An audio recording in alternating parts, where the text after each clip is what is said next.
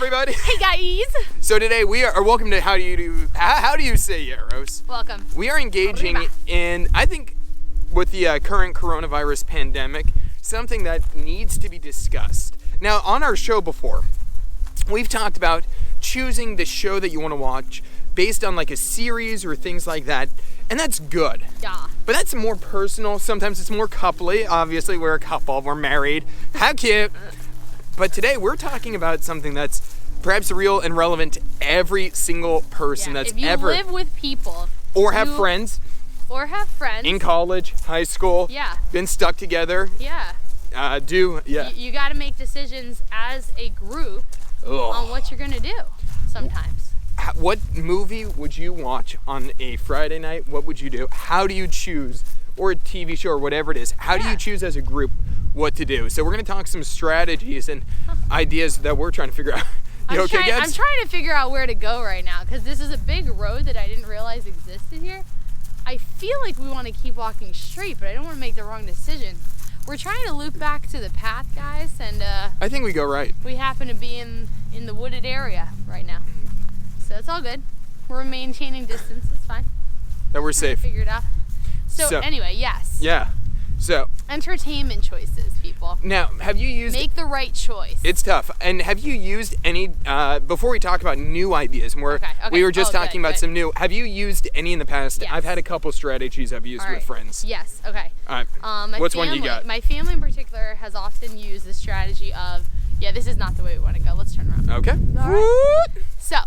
Where are we at here? There we are. My family has used the strategy of, basically, we would go and get a bunch of DVDs from the basement, and sometimes one person would go and grab a bunch, or you could all go down and grab a bunch of DVDs, and then we lay them out, and everybody, the way we do it is you basically vote, like, person by person.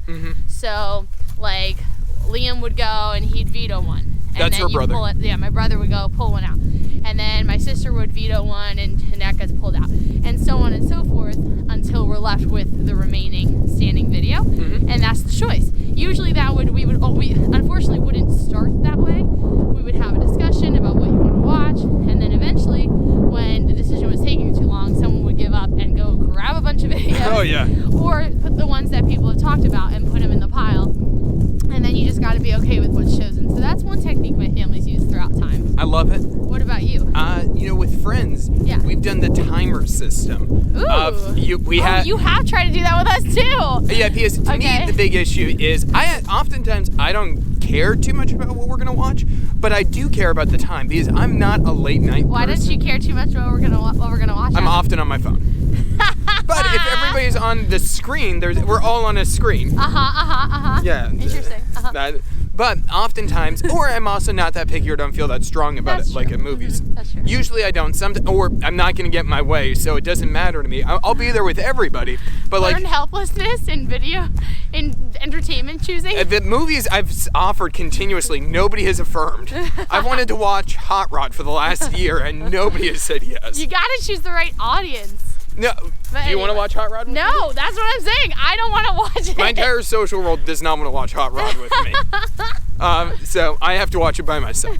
So I'm not learned helplessness, but sometimes my movie choices radically differ in terms of and from the people I spend the vast majority of my time with. Is that fair? That's true. That's tough. But the time system is good because it's like, okay, if we spend an hour picking a movie and then we're gonna watch a 2.5 hour movie, okay, I don't want to be done at like 11 o'clock at night when I have to work the next day. So to me, that's actually one of the more important portions of like, okay, if we're gonna bicker for the next hour, we might as well just pick something. Nobody's gonna be happy anyway. Yeah, a time factor is really good. That's a good idea.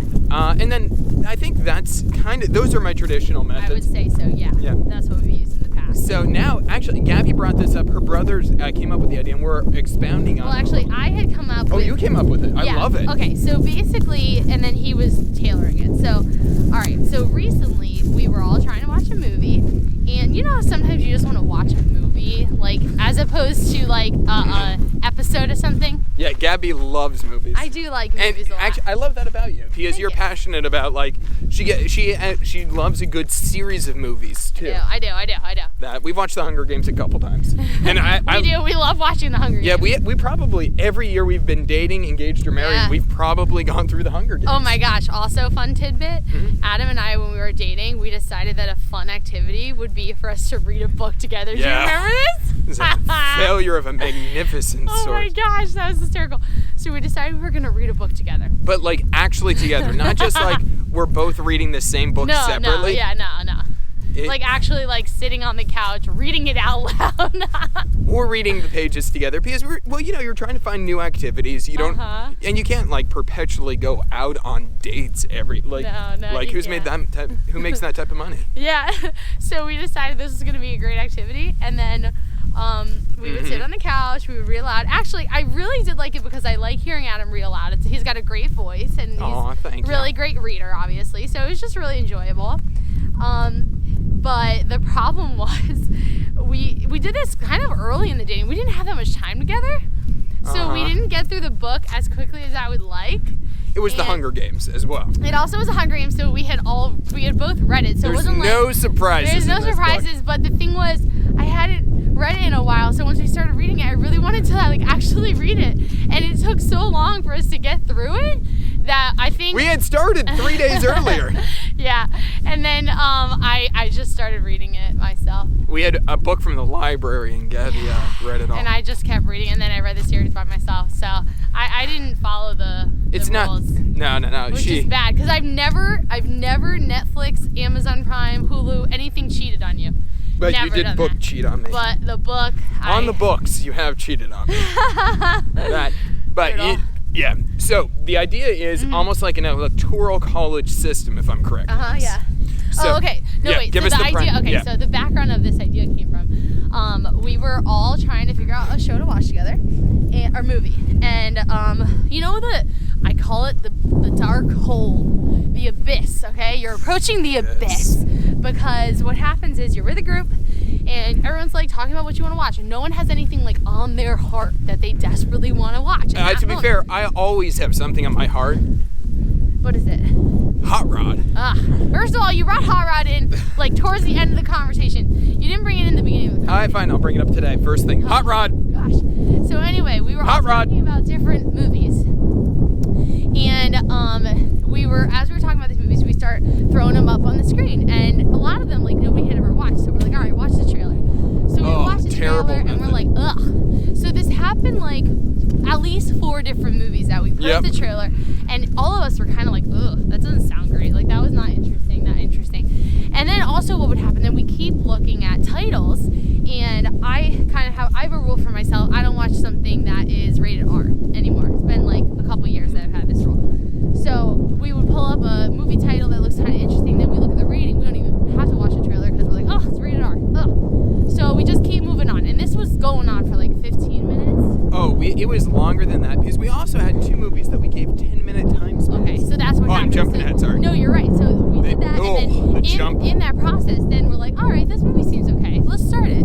So, but we're also kind of like not super we're not sure if it's gonna be good. So as we started, everyone's like, all right, if in 10 minutes it's still not good, we're turning it off. We did that with 2 movies. So to me, that's killing me because now I'm thinking we could have been like a 5th or a 6th of the way through the movie. Yeah. So at this point, we gotta be 45 minutes into trying movies. Yeah, we could have I could have watched a bad movie and almost been done at this point. So here's the thing, right? So then we're in this. So this is where this is a day later. I was thinking about this and I was like, we at this point had reached the black hole. Yeah, okay? Yeah. There's no one will be happy. Correct. With this. We have reached a point where we should have been able to determine ourselves incapable of finding a good movie on that night. Yep. And that's where I'm saying, is there a way to determine a threshold of when it's become apparent that you and this group of people, for whatever reason, either the lack of movies or inability to make a decision together on that night, you should be able to notice in yourselves, like, oh my gosh, look around, wait, we are now at a point where we will never be able to find a good movie tonight.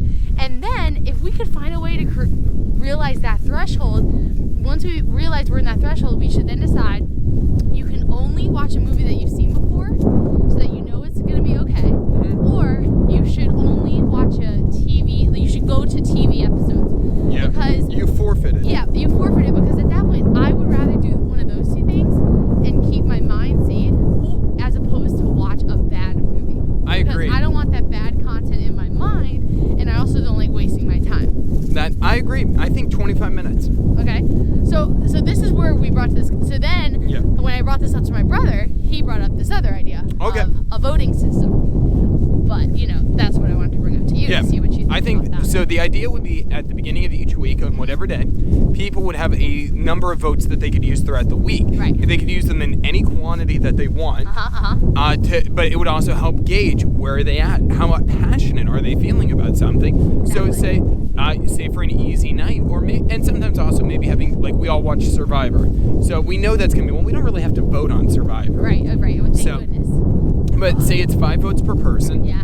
It would be, hey, we could bring up something if we're going to watch it, and you could use, maybe all you need to win that night is one vote. It's Monday.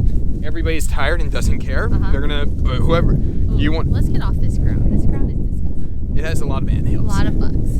Go on. Yeah, so that would be the idea. Now, what do you think about this type of system? Okay. Well, I think that it could be really cool because this would help solve the problem of effective choosing of shows. Yeah. I think what we've determined. Oh, get out of here. We're working on it. I gotta get out of here. There is nothing but anthills. Lots of them. Okay. I think that what we've determined is that we want to find ways to.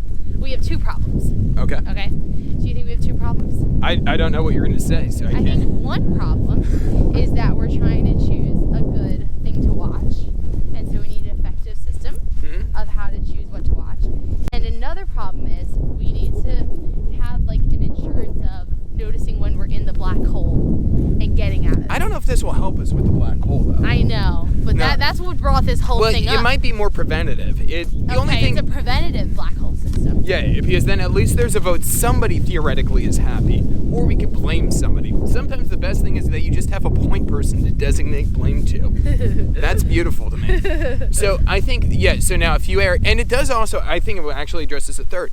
It gives everybody an option to have their voice told. Okay. Because the votes would count, even whether or not they win or lose. Okay. So, but in theory, yet again, say it's Monday and there's a contest, you could use all your votes, and this is what we're doing. See, I think there might be a problem with letting people use too many votes at one time. I don't know. Yeah, it's a problem because then, like, what are we going to do all those other days? If they're, like, saving it up for Friday and they're like, I'm going to use all my votes on Friday. What if everyone does that? And then everyone has saved up all their votes for Friday, and then all we have is a 5-5-5-5-5 vote. That's never. Situation. But somebody would use their votes beforehand.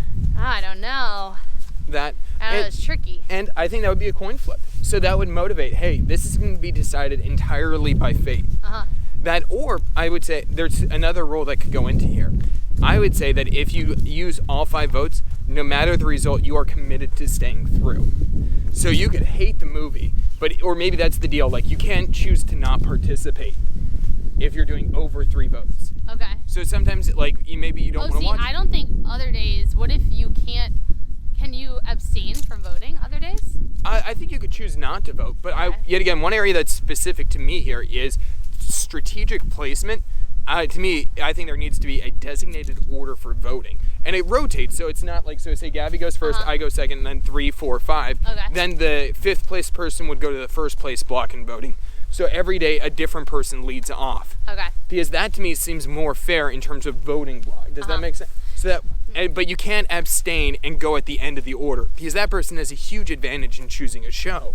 Okay, that's a good point. I like that. That also helps even on a Friday night scenario of like, okay, who gets it is every week it would be a different ordered vote. Okay. I think this could really relieve some stress in some houses right now. Absolutely. And because yet again, if it's the same order, or if you abstain and just back to the end, it puts you in too much of it's an unfair power position, or you're gonna have people competing for that. Good point. Yeah. Okay, so how would you use your votes? I think it would, on a given week. Honestly, I would think it would be about what mood I was in. I don't think it would be a Friday night vote per se. Okay. Or it might be, who knows? But I think it would just be, what do I want? When do I want it? Okay. Yeah. Would you use like 2 votes at a time, or would you like chunk your votes? I would chunk my votes. I'd be the problem. What about you? Yeah, I guess I have to see how it plays out. In this, you're probably right. It depends on mood. Like right now, I have like a movie that I'd be very interested in seeing. What movie? I don't want to.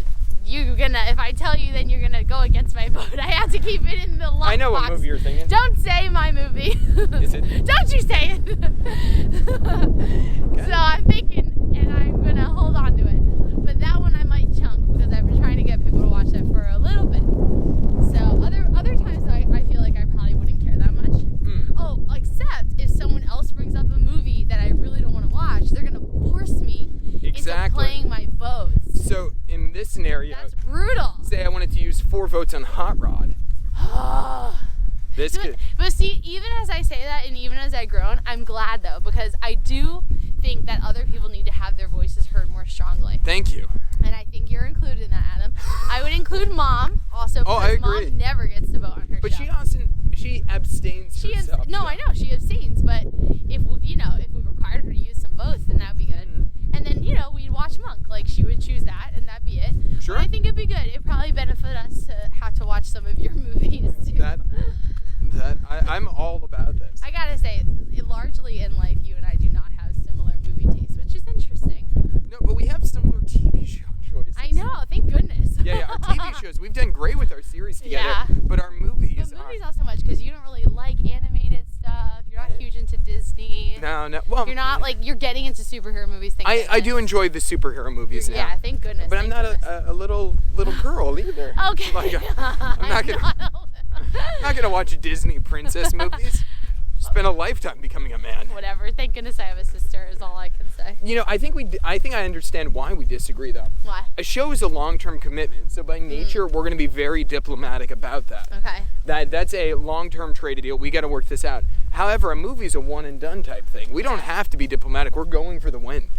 No, I don't know. I think actually, to your point, but different. I think that long-term wise, we are. Ooh, hey, buddy. We are more copacetic, but I think that short-term maybe we're not.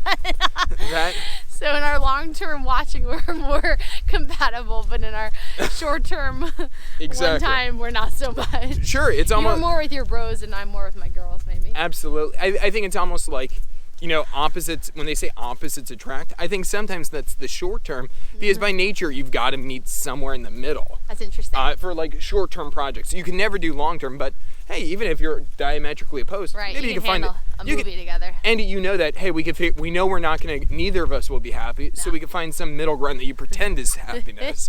We're very similar, but that kind of leads us to some explosions, though, where we're not similar. Very deep, very deep. Yeah, but cool. All right. So so try that system out, people. We're going to hone it, and we're going to, maybe we'll send it out to the world. We'll try if it's really good. We'll try following up with this. We've been told that our follow-up game is not strong. We still have to give a recaption of your 30th birthday. Oh gosh. Okay, we'll do that. Oh, we got to add that to our list. But thanks for joining us. Love you guys. See ya. Bye.